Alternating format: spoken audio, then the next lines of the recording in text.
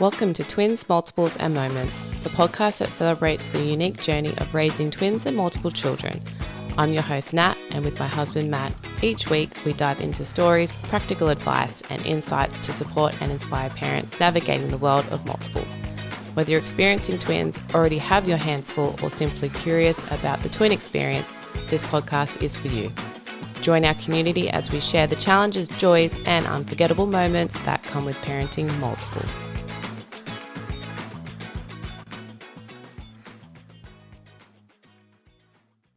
And we're back. We're back. Hi. It's been a while. Been very busy. Anyone that's been following the podcast and the dates of the episodes has probably seen that there has been quite a large gap. But when you have twins, and as Matt and I have said, we're kind of on our own on this journey, it sort of didn't leave us with much spare time. But now we're here, we're back, and we're going to do a little bit of a catch up. And this episode will talk about the lead up to the birth. Holy crap, what a journey. Yeah, it's been a lot.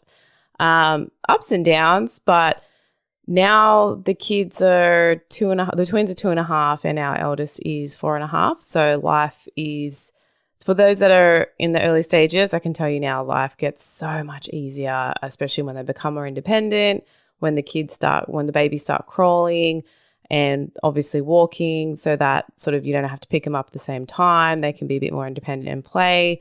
But yeah, look, I'm not going to lie. The newborn stage is pretty rough, but there's certainly light at the end of the tunnel. Well, I think the good thing about doing this now is we just couldn't have done it in the thick of things, and being able to jump between the past and the current, I think is really, really cool. It's almost like how all the documentaries on Netflix now do it anyway. You know, like they start in 1980, they talk about the child and all this sort of stuff, and then like forward 20 years to the current, you know, crime investigation, you know. So I feel like we're kind of following the format of Hollywood producers right here, unintentionally. Well, I think the last episode we spoke about, well, we were coming into the birth. I think you did preterm. Yep. I did the preterm phone call from the hospital. So that was, I went into preterm labour 2 weeks basically before the twins were born, which I didn't really think was a thing. So they were able to hold off labour through injections and steroids and things, which we covered off from the hospital. But yeah, after the hospital, came home and spent basically 2 weeks at home locked away. I was too scared to go out, too scared to go anywhere in case my water broke in the middle of the supermarket aisle, which all pregnant women fear towards the back end of their pregnancies, and more likely so because I was already in labour. So basically for 2 weeks I was in mild labour, had mild like very, very mild contractions. And I think more so what was the worst part was the discomfort of being pregnant with twins. Like I'm sure you can remember, I couldn't even sit towards the end. Like I was basically leaning over the lounge with my back kind of arching just to take the pressure off, not so much my back, but like my ribs, just where the twins were sitting.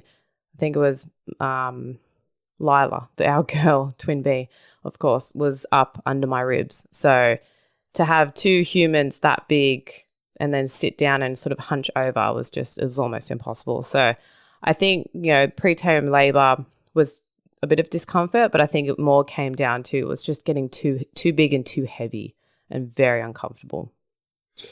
Yeah, so we finally got to the day.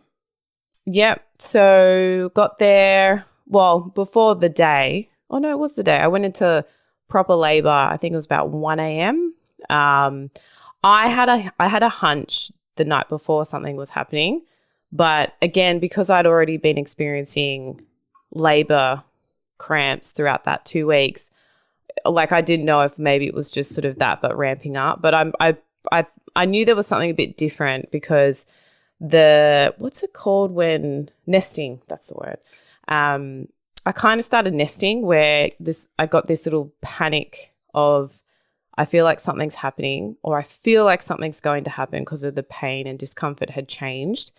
And so I just started cleaning up. I just started putting things away. I started sorting out our eldest son's clothes. I started cleaning the laundry, like clothes, sorting through that, because my brother was going to come over and look after my eldest whilst I was going to be in hospital. So I had this feeling of like, I need to start getting things sorted because I feel like I'm not going to be home for the next week or two.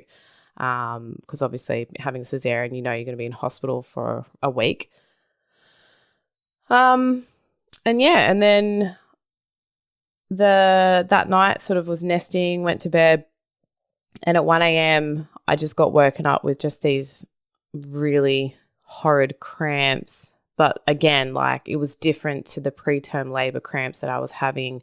And it was to the point where I didn't wake Matt. I don't know if you noticed, but I kind of snuck out of the bedroom, went into the lounge room and actually called the labor ward myself without even telling Matt, because I was like, I don't know if I'm overreacting or, what's going on here. And I called them and they said, oh, look, take a Panadol and see how you feel, but give it half an hour and give us a call back. And then I think by that time, I can't remember now, did I wake you when I came back in the room? And then I think I'd already stirred and or you were came not out there. And then we had that chat. And my biggest concern prior to this was how far away we actually lived from the hospital, because you chose the hospital that you gave birth to our first kid in the same obstetrician. It was a good, without traffic, it was over roughly an hour and a bit.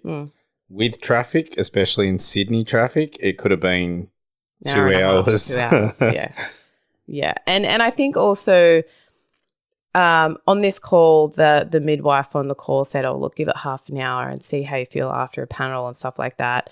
But when I spoke to you about it and we sort of reflected on what happened at the birthday party where I called at that time and they were like, get here now, basically, which I was in shock with because I wasn't expecting them to say that.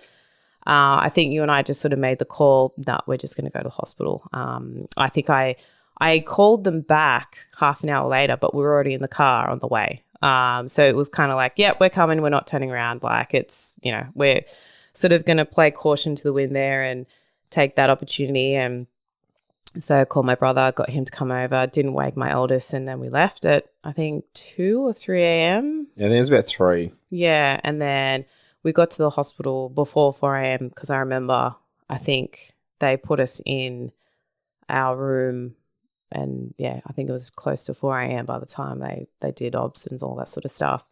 And then, just kind of waited out there until they could they called our obstetrician, I think, when we got there, or they did a few observations and stuff like that for a good hour or two, and then they called her and then she said she was going to head in. And I remember when she walked in and she looked at me and she's like, yep, you look like someone that's going to give birth today. And I was just like, oh no. Because I think we were 3 days before the date that she put in that we were going to go in for the planned C-section. Yep. So 36 around 36 weeks the twins were born. Between 36 37 weeks they were born. And I had the steroid injections 2 weeks prior to that, which helped obviously with their lungs development and all that if they had to come earlier than that as well. But twins that are carried from 36 weeks, that's quite the achievement. But obviously you can't help when these things are going to happen as well. So so she came in and it wasn't a huge rush or urgency. They weren't like racing me down the hallways in the bed to get me in theatre. I don't think we went in until midday. Yeah, it was quite drawn out process. The repercussions of COVID were still hitting around then. And I think that's why there was a bit of a delay getting me into theatre, because I was an emergency. Like it was like, they're coming, but it's not like you're going to give birth in 5 minutes.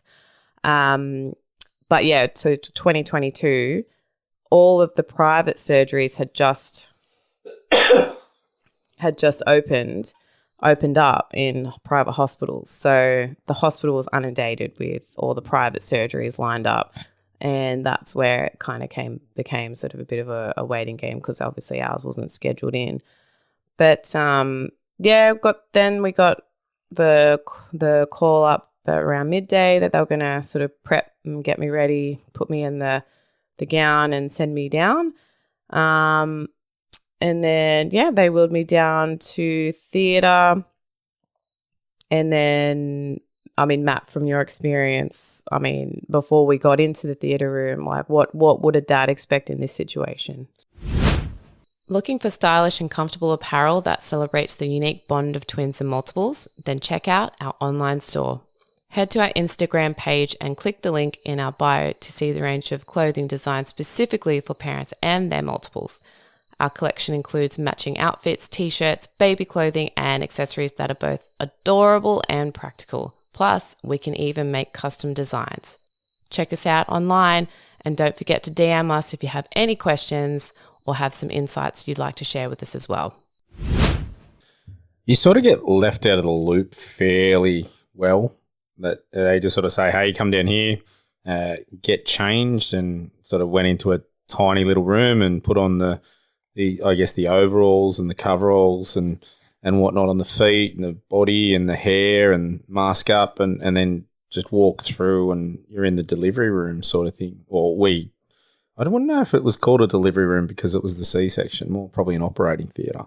It was the normal operating theatre, but I think they just sort of probably keep it for those sort of operations. But as I said, I remember when I had my first and going into recovery, like there was a few patients in there in recovery. This time around, like they actually put me in my own special section because the other room was just a churn and burn. Like there were humans and bodies everywhere. So yeah, just something that I noticed at the end, which I don't know. I think I was there for like 3 hours in recovery. Yeah, I can't really remember because I think when we get out of it from the bloke's perspective is we go in, we sit there, and then we accompany the kids.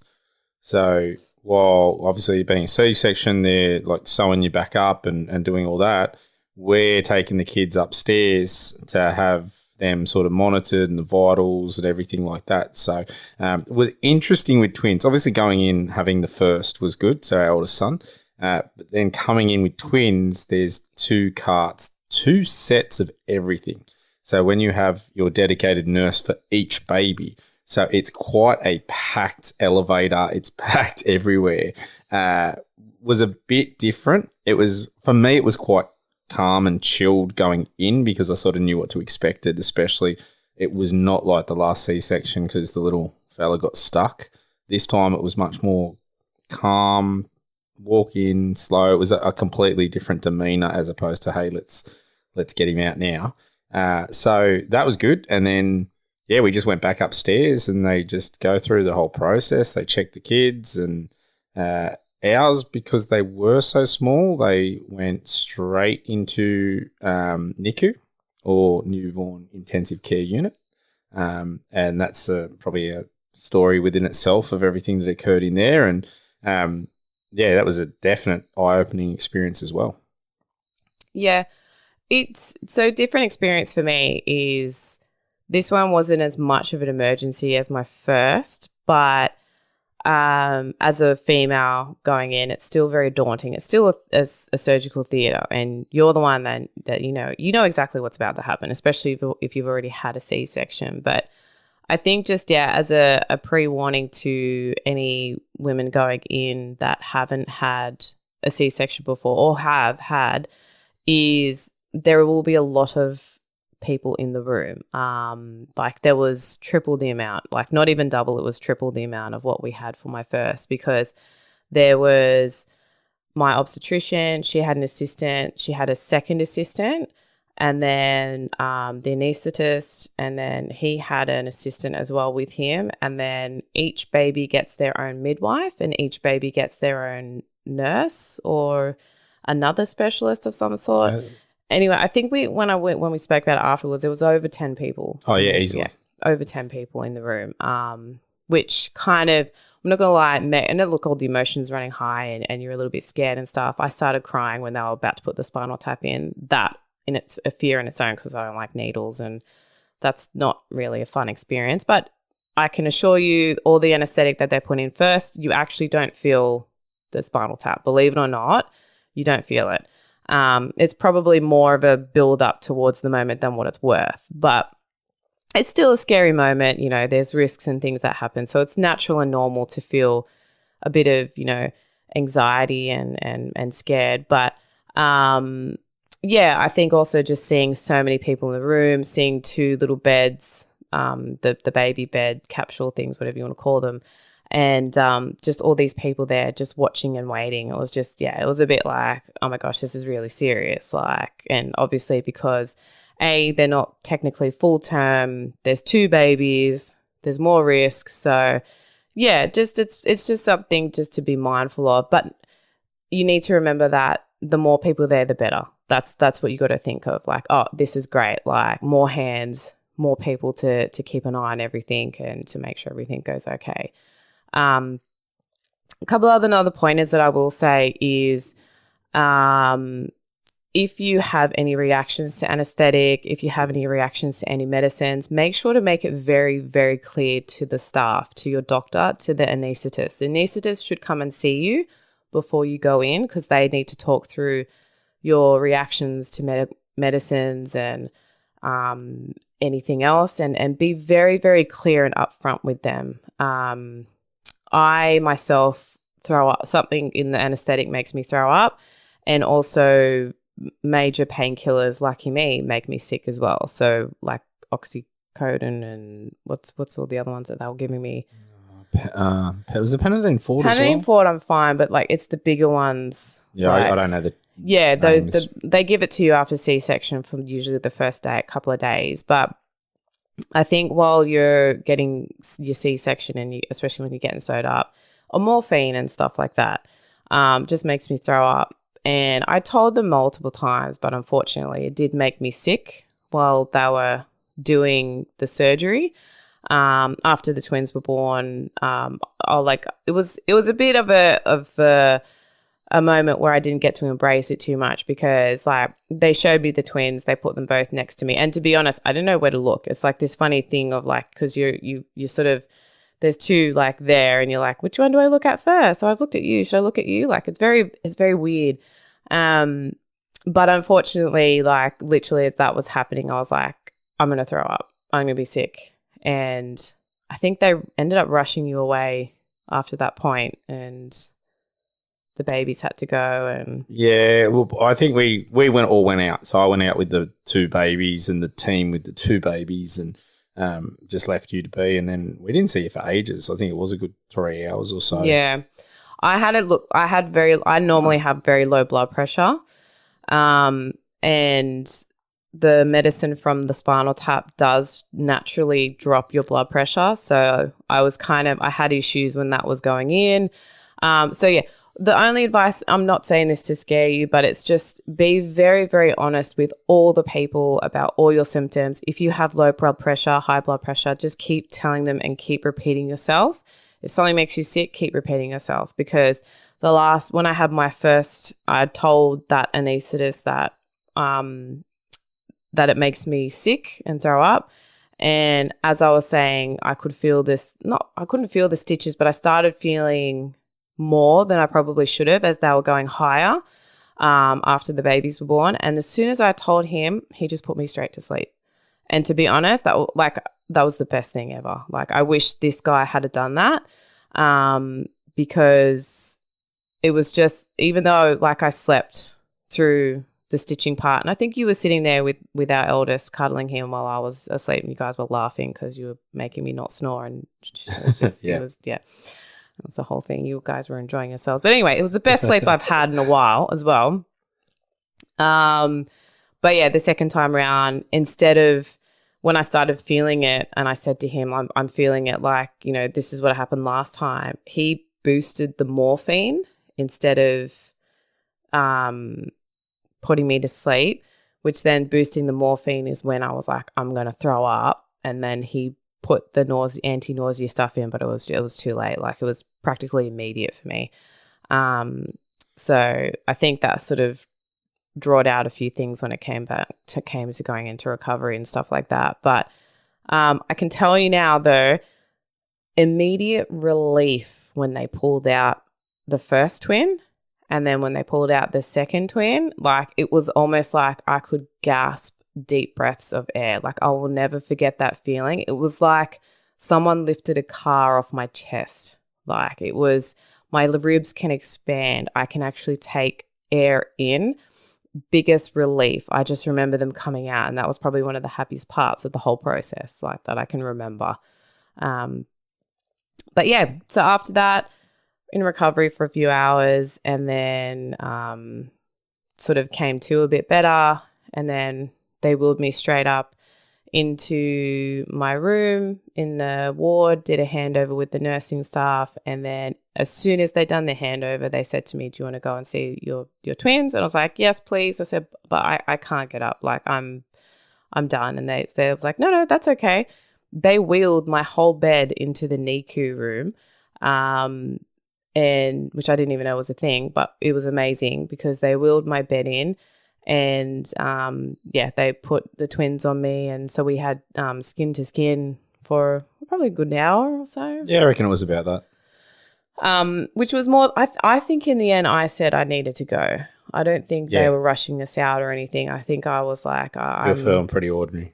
Yeah, I was pretty. It was pretty rough and tiring, and yeah. So. But it was a beautiful experience. Again, they put them both on my chest. And I think I even said to Matt, I don't know where to look. Like, there's two of them. Like, I just, flicking eyes from side to side and making sure I'm spending enough time looking at each of them. And, which again, that's a whole lifelong thing. I think that comes from that moment. But, so had our little moment and then got wheeled back into my room. And for the first time in 8 months, I had the best night's sleep that night.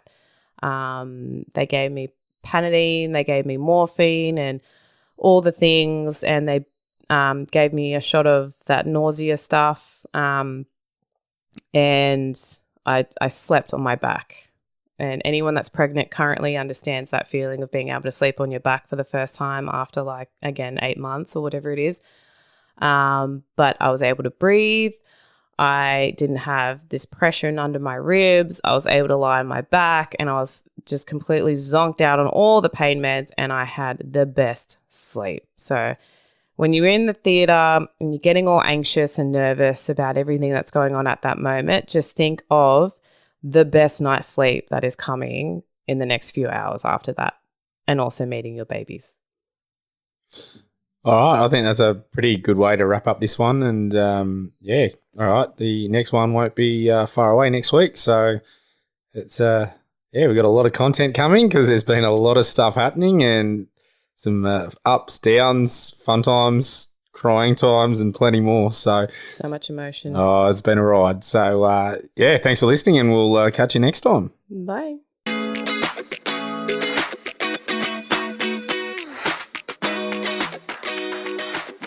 You've been listening to Twins, Multiples and Moments. Don't forget about our online store. Check it out on our Instagram page and click in the bio section. Search Twins, Multiples, Moments, all one word. Hope to hear from you soon.